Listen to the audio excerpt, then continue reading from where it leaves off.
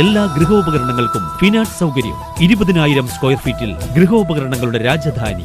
Gallery furniture and appliances, Sania തിയേറ്ററിന് എതിർവശം, എരമല്ലൂർ. അവർ sister concern grand furniture mart, Eramalloor. 45 വർഷത്തെ പാരമ്പര്യമാണ്. കൃഷി നശിപ്പിക്കുന്ന കാട്ടുപന്നികളെ വെടിവെച്ചു കൊല്ലാൻ അയ്യമ്പുഴ പഞ്ചായത്തിന്റെ തീരുമാനം.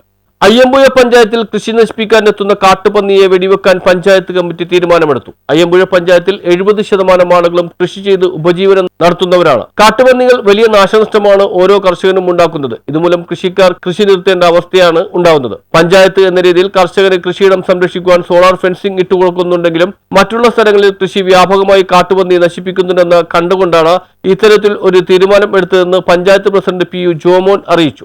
നമസ്കാരം, ഞാൻ അയ്യമ്പുഴ ഗ്രാമപഞ്ചായത്ത് പ്രസിഡന്റ് PU ജോമോൻ. കാട്ടുപന്നികളെ വെടിവെച്ച് കൊല്ലുന്നതിന് വേണ്ടി ഇന്ന് പഞ്ചായത്ത് കമ്മിറ്റി തീരുമാനമെടുത്തിരിക്കുകയാണ്. അയ്യമ്പുഴ ഗ്രാമപഞ്ചായത്തിനകത്ത് 70% വരുന്ന ആളുകളുടെയും ഉപജീവന മാർഗം എന്ന് പറഞ്ഞാൽ കൃഷിയാണ്.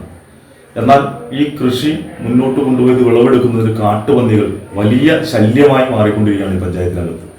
കർഷകരുടെ ഏറ്റവും പ്രധാനപ്പെട്ട ഒരു ആവശ്യം കൂടിയായിരുന്നു ഇത്തരത്തിലുള്ള തീരുമാനം എടുക്കണമെന്നുള്ളത്.